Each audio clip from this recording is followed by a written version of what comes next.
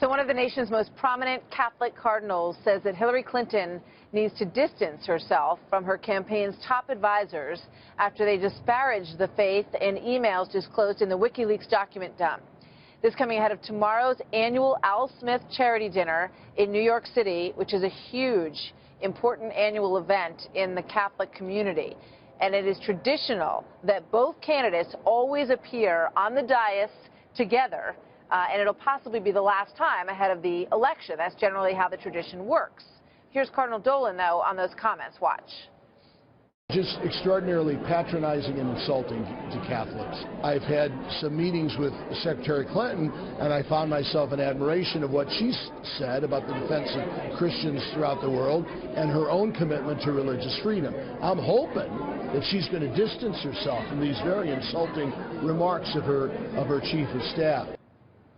Very strong words from Cardinal Dolan there. Carl Paladino, former New York gubernatorial candidate and a Donald Trump supporter. His pin says since day one.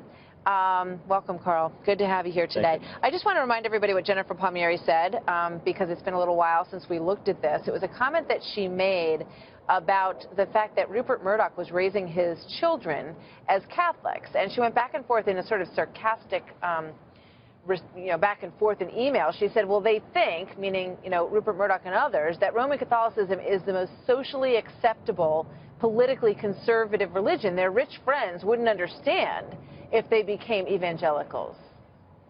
What do you think, Carl? Well, I think the Catholic Church is probably the one large church group that honors the 501c3 rule and tries to stay out of politics. Unfortunately, for the American people and for the Catholics in America, that sort of allows people like Palmieri to come out with these ridiculous statements and to try to demean and diminish marginalize the Catholic Church and Catholics. I think it's just further evidence of what we're seeing and what is being exposed, the underbelly of this sick culture that has grown in America, that is